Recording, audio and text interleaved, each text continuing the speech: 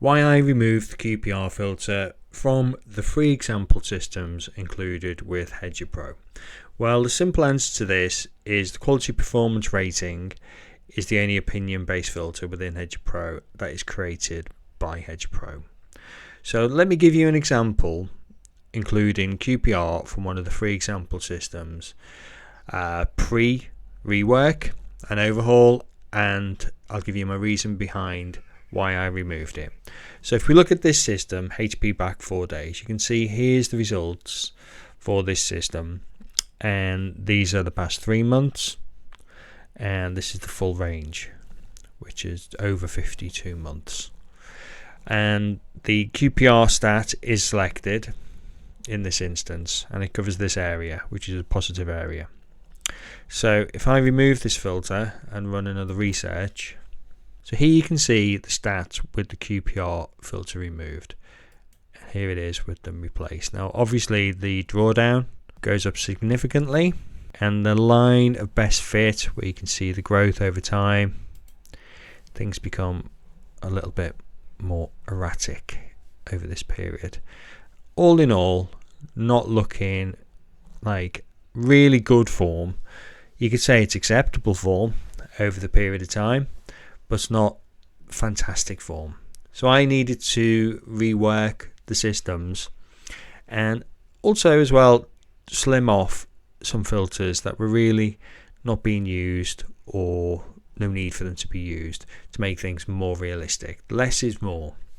So if I look at the overhaul version, so if I move this back now, how it was, nothing's been saved there, and if I look at the overhaul version of this, run it, you can see obviously we've got more profit overall. Yeah, the drawdown is higher. Profit over the last 3 months, we've actually in profit. You can see that. That's a nice realistic performance level. You can see over the past year there's profit to be made, and the drawdown is very acceptable considering the number of bets, the strike rate this operates at. Everything is in line with this type of betting system, and the QPR is now gone. There's no QPR in there. In fact, a lot of the filters have been streamlined. So the QPR filter, and the reason I have gone through the process of removing it from the horse, jockey and trainer stats, and it's no longer included in any system that I operate within Hedger Pro, regardless of the fact of whether it makes the system not look as neat and tidy over the timeline. You know, I'm not looking for that perfect straight line. I'm looking for a realistic system that gives me accurate information from this point to this point, so I can see how things have performed over the anti-backfit period that I've got set, which I'll get to in the next video. But this is what I'm looking for, a realistic representation of how the betting would go with these filters selected for me. That's what I've done with these systems. For all of them in operation, you get a realistic representation of what you can expect. Now this system, you can see here, from here to here, it made no money, but it's still a valid system because overall it's shown an incredible profit. And if you'd ran it from here to here over approximately 52 months, you can see that you've made a very good profit, and over the past 3 months a very good profit. There really hasn't been any point where you've lost your balance or your investment that you've allocated to this system, so it's worthwhile. The average expected percentage is very good. The number of races, it's very active. It's got a decent enough strike rate considering the odds range that it works in, which is 3.2 to 5.1.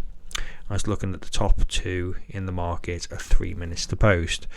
So yeah, for this system it is valid for what it is, but you have to factor in that there will be periods like this, and it is all long-term bet investing.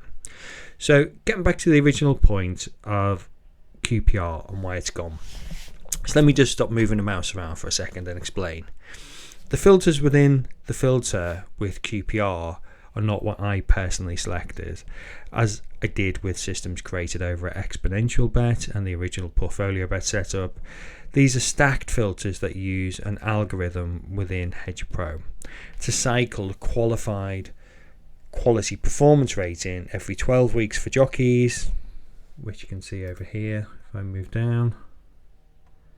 See, it's 12 weeks for jockeys, we've got 4 weeks for trainers, and we've got 1 year for horses. Now, I originally did have a QPR style rating in my own tool created bespoke by Nigel and myself within Cloud BetBot for the other services mentioned. Now, this was just for jockeys, and I would score them based on runs, strike rate, and etc. A few other filters that we'll put in there, but this would be a flat template I would occasionally update should I see some jockeys retire or something similar to affect the rating. And this was layered over 3 levels, 2, 1 and 0, 2 being the optimum, highest performing jockey. The way it now hands over the selection process effectively to AI with the algorithm to inspect this daily based on the filters included within the current QPR, which as I said I haven't chosen, and they cycle it over the different periods to make decisions based on this. This for me both overlaps too much and is too conflicting over the different ranges that you have within them, whether you're just using one of them or not. Each day to actually cycle that and look at it on a daily basis and then cycle back over the period, whether it be 12 weeks, 4 weeks. The horse one effectively over the year is the most stable, to be fair, but still the way the quality performance rating works with that, the way it is still looking at it each day based on the previous year, it is just too conflicting for me and overlaps too much. You can achieve some positive returns with QPR, as you can see with the older systems, included within Hedger Pro, but I think within a live betting environment, not just for historical what if type research, this doesn't work for me, and it's not realistic considering the QPR is changing daily with the algorithm. So for the reasons explained, I will not be using the version 1.6 QPR for horse, trainer or jockey with any of my personal free and paid for systems. Hopefully that gives you a good reason why and an example there of how things can look with it. So if we go back and we run that research, you can see QPR here. Yeah, I can understand why it's being used. I originally used it. I had a different understanding of how it was working when I originally set this up, but with further research and discussions I found out exactly how it worked, which I've given you a brief overview of today. And now this is gone from all of my systems, and any system I have now does not have the QPR rating.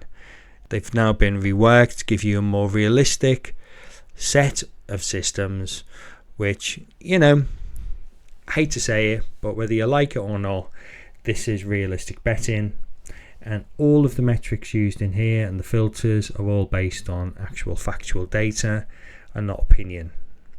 Even the hedge potential is based on mathematics, whereas the QPR is based on specific filters that have been put in from an opinion base, which is absolutely fine, but then decision making is then taken out of your hands by the algorithm that runs in the background and makes the selection process. Now, in version 1.7, we do have plans to bring in an actual human-based selection process where you can decide, in the way that I've explained, I used to decide exactly what jockeys and trainers that you would like to include within your specific systems, which I think is fantastic. So that's the positive about all of this.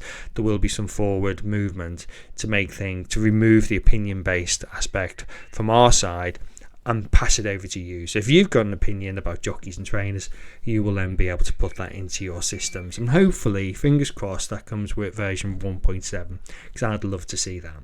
So ideally, this explains why I removed the QPR filter from the free example betting systems. Thanks for watching.